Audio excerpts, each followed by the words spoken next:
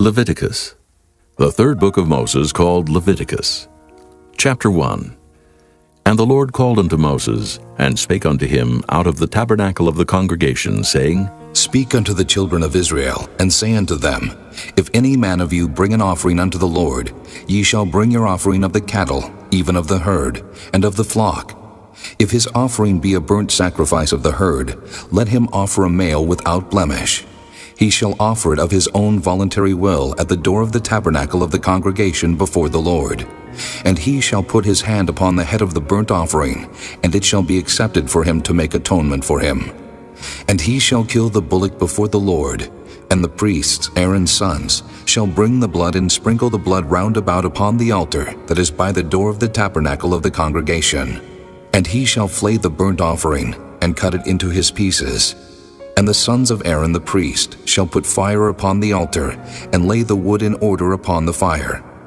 And the priests, Aaron's sons, shall lay the parts, the head and the fat, in order upon the wood that is on the fire which is upon the altar. But his inwards and his legs shall he wash in water.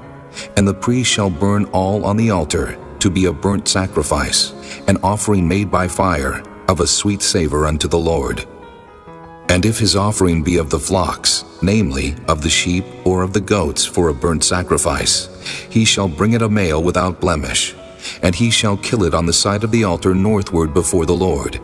And the priests, Aaron's sons, shall sprinkle his blood round about upon the altar, and he shall cut it into his pieces, with his head and his fat.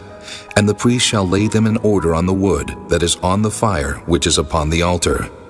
But he shall wash the inwards and the legs with water, and the priest shall bring it all, and burn it upon the altar. It is a burnt sacrifice, an offering made by fire, of a sweet savor unto the Lord. And if the burnt sacrifice for his offering to the Lord be of fowls, then he shall bring his offering of turtle doves, or of young pigeons. And the priest shall bring it unto the altar, and wring off his head, and burn it on the altar. And the blood thereof shall be wrung out at the side of the altar. And he shall pluck away his crop with his feathers, and cast it beside the altar on the east part, by the place of the ashes. And he shall cleave it with the wings thereof, but shall not divide it asunder. And the priest shall burn it upon the altar, upon the wood that is upon the fire.